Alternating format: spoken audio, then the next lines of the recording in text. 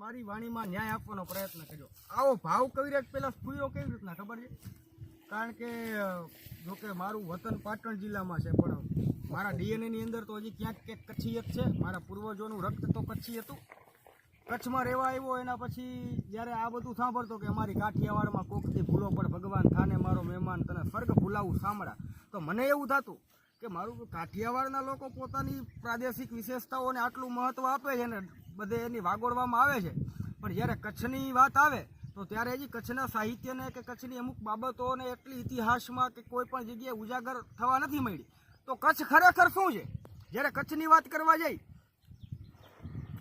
કાઠિયાવાડમાં ભૂલા પડી લીધું હોય તો હવે કચ્છમાં આવ ભગવાન, ડોલરિયા દેશની તને માયા લગાડું શાશ્વત. તો શું છે કચ્છ? રણ, તળાવ અને ડુંગરો, જંગલ અને જળધોધ.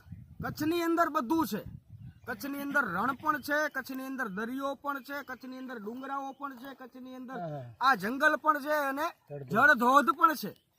બધું છે. એક મહાન દેશ તરીકે જે હોવું જોઈએ એ કચ્છની અંદર બધું છે. રણ, તળાવ ને ડુંગરો, જંગલ અને જળધોધ, નોખી ભાષા, પહેરવેશ અને સંસ્કૃતિ અનોખી. માયાળુઆ માણસો નહીં મળે જગત આખામાં શોધ. આવા માયાળુ માણસો તને ક્યાંય નહીં મળે. અને એનું ઉદાહરણ કે અમે હમણાં ખારડિયા, મારો જન્મદિવસ હતો ને તો અમે ધીણોધર ગયા હતા.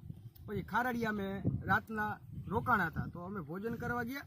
એટલે મેં કીધું હાથ ધોવાના મારે. હવે આપણને એટલો એ બાજુના ગામડાઓનો અનુભવ નહીં, તો કે તમે બેસો અત્યારે. તો મેં કીધું પછી ધોવા જવાના છે. તમે બધા પંગતમાં બેસી ગયા જમવાની. એક ભાઈ આવ્યા આપણે કંઈક મોટું તગારા જેવું લઈને, એક ભાઈ પાણી લઈને આવ્યા. અમને અહીંયા બેસાડીને હાથ ધોવરાયા, પછી રૂમાલ આપ્યો, હાથ બાદ અહીંયા જ બધી વ્યવસ્થા. એટલે આટલી આદર સત્કાર મહેમાન ગતિ કચ્છના માણસો આજે પણ કરે છે. કોઈ પણ ગામમાં જાય ને, અજાણ્યો માણસ જોવે ને તો બીજા ગામમાં શું કરે વિચારે આ કોણ હશે. કચ્છના માણસો જોવે ને અજાણ્યા, ક્યાં જવું છે, કોણ છો, જય માતાજી, આવો બેસો, ચાય પાણી કરશો. કાંઈ ન ઓળખતા હોય તો ચા પાણી કરાવે છે. આ હું પોતે કચ્છના ઘણા ગામ ફર્યો છું ને, એટલે આ અતિશયોક્તિમાં નથી લખ્યું, પણ હૃદયમાંથી જે ભાવના ઉત્પન્ન થઈ છે એ લખવાનો પ્રયાસ કર્યો છે કે રણ, તળાવ ને ડુંગરા, જંગલ અને જળધોધ, નોખી ભાષા, પહેરવેશ અને સંસ્કૃતિ અનોખી. માયાળુઆ માણસો નહીં મળે અરે જગત આખામાં શોધ. કચ્છમાં શું છે? બન્ની, પચ્છમ, અબડાસો, કંઠી અને માઘપટ. આ કચ્છના પ્રદેશો છે. જે દરેક પ્રદેશ પોતાની અલગ અલગ પ્રાદેશિક વિશેષતા ધરાવે છે. તમે બન્નીમાં જતા રહો તો તમને એમ થાય કે આ હું અલગ દેશમાં આવી ગયો છું. બન્ની, પચ્છમ, અબડાસો, કંઠી અને માઘપટ, વાગડ, ચોરાડ અને મચ્છુ કાંઠો, બૃહદ કચ્છ દેશનો વટ. ગઢ, કિલ્લા, મહેલો. બીજું શું છે કચ્છમાં? કચ્છમાં ગઢ, કિલ્લા પણ છે, કચ્છમાં મહેલો પણ છે. તો ક્યાંક ક્યાંક ભૂંગાય છે. ગઢ, કિલ્લા, મહેલો, ભૂંગા અને છૂટક છવાયા નેસ. તો ઘણી જગ્યાએ છૂટક છવાયા નેસડા છે. ગઢ, કિલ્લા, મહેલો, ભૂંગા અને છૂટક છવાયા નેસ. કણ કણમાં ઇતિહાસ છે, એક મીઠાસ છે, એવો ડોલરિયો કચ્છ દેશ. જદુ વંશમાં જાડેજાઓની કીર્તિ તણાજ્યા કોટ છે. કચ્છ દેશની અંદર એક ચક્રી વર્ષોથી જાડેજાઓનું સામ્રાજ્ય હતું. ત્યારે કચ્છની કીર્તિઓ જે છે, કચ્છ એક દેશ તરીકે આખા જગતની અંદર એક એમ કહેવાય કે એક મહાદેશ તરીકે ખ્યાતિ પામ્યો. અને આજ પર્યંત કચ્છનો એક ઇતિહાસ રહેલો છે કે કચ્છ ક્યારેય ગુલામ નથી થયો.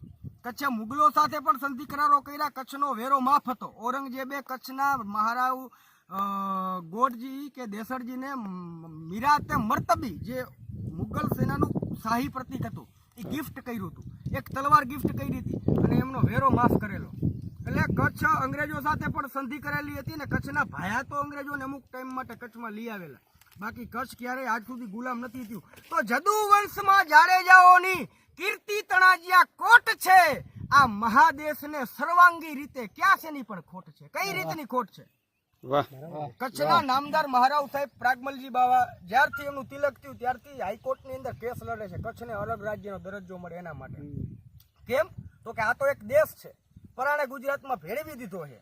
તો બાવા કેસ લડે છે. તો એમને એકવાર મીડિયાવાળાએ પૂછ્યું, જન્મદિવસ ઉપર ઇન્ટરવ્યુ લેવા ગયા, કે બાવા તમે અલગ દેશની ચળવળ કરો છો, પણ હવે કચ્છ અલગ થઈ જાય તો કચ્છમાં રહેવાનું શું? કચ્છની એમ કચ્છની કરોડરજ્જુ ભાંગી નહીં જાય?